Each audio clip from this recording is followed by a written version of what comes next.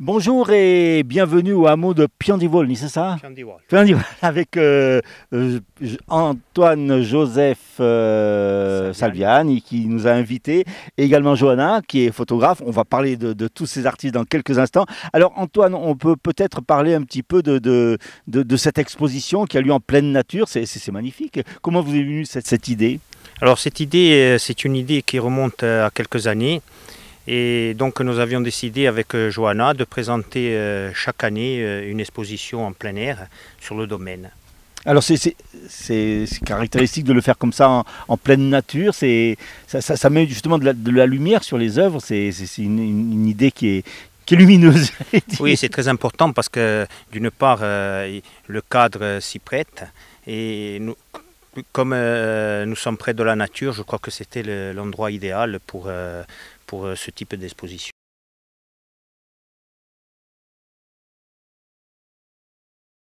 Alors Joseph Antoine, vous avez plusieurs cordes à votre arc. Il y a la littérature, il y a la peinture. Alors on va parler des peintures puisque nous sommes sur ce lieu d'exposition. Quelles sont un petit peu, comment vous est venue l'idée et le don de peindre comme ça? La peinture, c'est quelque chose qui me touche, c'est quelque chose qui m'a toujours suivi dans ma vie et en quelque sorte j'ai continué dès l'âge de 10 ans Ah oui. jusqu'à nos Mhm. jours, donc c'est quelque chose d'important et puis j'en ai fait aussi quelques études, j'avais fait quelques études d'art. Qu'est-ce qui vous inspire alors justement, Bah, vos sources d'inspiration en matière de peinture? les sources d'inspiration, je dirais que ce sont les événements de la société, tout ce qui se passe autour de nous, l'interprétation de l'événement. La couleur aussi, la couleur c'est quelque chose qui me touche énormément, mais je dirais que la société c'est quelque chose qui, qui me touche et que j'essaye de travailler chaque année. Alors, vous parliez de couleurs, c'est vrai que c'est des toiles qui sont très colorées. Il y a du rouge, il y a du jaune, il y a du bleu. C'est très Bah, coloré. l'objectif c'était cette année l'Afrique. Mhm. Donc l'Afrique, je suis allé chercher les couleurs parce que pour moi l'Afrique c'est la couleur, le rouge, le jaune, le vert, c'est tout ça l'Afrique. Alors, comment vous faites? Vous avez des modèles, vous regardez des images, des photos comme modèle? Non, finalement, bon, je m'imprègne de tout ce que je peux voir ou lire sur l'Afrique et Mhm. ensuite c'est l'interprétation, hein, l'interprétation personnelle. Alors, l'Afrique, c'est un continent qui vous tient à cœur. On en reparlera puisque vous avez écrit un livre. On va parler une autre facette de cette exposition. Ce sont les photographies de Johanna. Alors, Johanna, comment vous êtes venue à la photographie? Bah, écoutez, c'est tout d'abord un passe-temps, hein. Mhm. Je fais ça non professionnellement, on va dire, et au gré des voyages, tout simplement. À quel âge vous avez commencé à photographier? Ça fait pas très longtemps. Ça fait pas très longtemps. Et, Mais et qu'est-ce qui vous a donné le goût? ben, les scènes de la vie quotidienne, au gré des voyages, aux États-Unis, en Angleterre, en Italie, et puis même ici, voilà, des figures, des situations qui sont intéressantes à figer. Il y a beaucoup de portraits, hein. Oui, oui, oui. C'est des personnages, on va dire. Voilà. Vous travaillez toujours en noir et blanc? J'aime bien, oui. Oui, Ça fait plus ressortir le. oui, oui, oui. Alors là, dans cette exposition, donc comment vous avez choisi vos clichés en fait? J'ai choisi les clichés qui me touchent. Voilà, il y a une dame du village, il y a un monsieur complètement loufoque dans un supermarché, il y a un profil avec un nez imparfait, on va dire. Ce sont des choses qui me touchent. Voilà. Vous avez déjà d'autres projets ou d'exposition ou de photos, partir faire des photos? Partir pour faire des photos, non, mais partir et faire des photos, oui. Voilà. Alors, on va revenir à Joseph Antoine avec un livre sur l'Afrique, c'est ça? Oui, effectivement, le livre qui porte le titre Nsengi Mana, Enfant de la balle, c'est un livre effectivement qui se déroule aux trois quarts sur le continent africain. Alors, pourquoi ce thème? Ce thème me touche tout simplement parce que, si vous voulez, c'est l'arrivée de ces malheureux sur le continent européen, le fait qu'ils soient rejetés, le fait aussi d'avoir vu ce malheureux venir s'échouer sur une plage.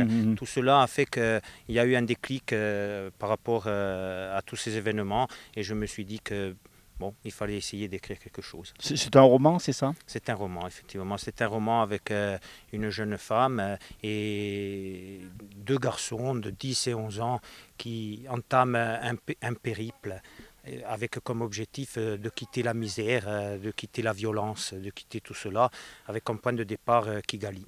Donc ça parle beaucoup de désespoir, c'est ça? Il y a du désespoir, il y a des rencontres qui sont des rencontres plus ou moins intéressantes, mais il y a aussi quelque part l'espoir aussi derrière tout cela, parce que l'objectif c'est aussi de montrer que le monde est un monde, je dirais entre guillemets, coloré, avec des plus et des moins. Alors il y a une photo de Johanna. Oui, sur la couverture, hein? Oui, oui. Parce que j'avais envie de faire ressortir ce qui était dit dans le roman, et la personne qui me paraissait la plus à même de faire cela, c'était Johanna, puisqu'elle avait déjà lu le roman, elle avait compris le roman. Alors il y a plein d'autres projets, je crois. Bon, il y avait le projet de cette exposition, mais il y a d'autres projets. Oui, il y a toujours des projets, hein. On vit toujours avec des projets. Une prochaine exposition, un roman qui est en écriture. Oui, il faut des projets.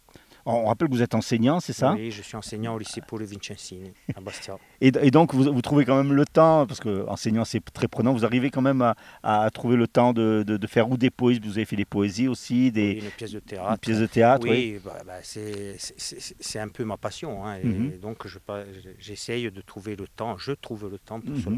Donc le prochain projet, c'est alors il y a deux projets. Le prochain projet, ça serait certainement un roman. Un roman qui cette fois-ci, bon, je ne vais pas trop en dire, mais se déroulera au Vatican. Ah, d'accord, oui. et puis il y a un recueil de nouvelles qui est sur le point d'être fini. Donc la parution, c'est à l'automne peut-être? À l'automne, ça me paraît un peu trop rapide, mais ça sera certainement en mai. Et je sais que vous me suivez et que j'ai votre soutien. On aura l'occasion d'en parler. Justement, la période du Covid, comment vous l'avez vécue, vous, en tant que professeur, parce que ça peut être intéressant, mais également comme artiste? Alors, au niveau de l'enseignement, ça a été une période assez difficile, parce qu'ici, à Santa Lucia, les moyens étaient limités, le problème d'Internet, etc. Ceci étant dit, au niveau de la période artistique, c'est la période où j'ai pu m'exprimer le plus. Puisque l'an dernier, j'étais parti d'un thème, c'était le cri de Munch, et là j'ai pu sortir une vingtaine de tableaux sur Munch. Et vous, Johanna, alors quels sont un peu vos projets? Écoutez, je viens de faire l'acquisition d'un bel appareil photo. Donc peut-être oui, une exposition, pourquoi pas, avec Joseph toujours. Justement, on n'a pas parlé trop de technique. Quelle est un peu la technique photo que vous employez? J'ai pas de technique photo. C'est à l'instinct, oui, sur le vif. Et vous, la technique de la peinture? Si vous voulez, si on regarde un peu ces derniers tableaux, ça a été un travail au couteau, un travail avec le doigt. Je dirais, j'essaie d'aller chercher constamment le relief. Le relief, c'est ce qui m'intéresse le plus, parce que j'ai le sentiment qu'avec la matière, le tableau parle davantage. Vous avez plusieurs techniques? Oui, mais je pense que le travail au couteau, c'est ce qui m'intéresse le plus. C'est de l'acrylique, de l'huile? C'est de l'acrylique, et puis il peut y avoir aussi un mélange d'huile. Je ne m'interdis rien. Joseph-Antoine, merci de nous avoir reçus dans votre belle propriété, dans cette belle exposition. Johanna, merci également de nous avoir fait profiter de ces belles photographies. Puis on vous retrouvera très très prochainement, certainement, pour d'autres publications sur Radio Corse International. Merci Philippe.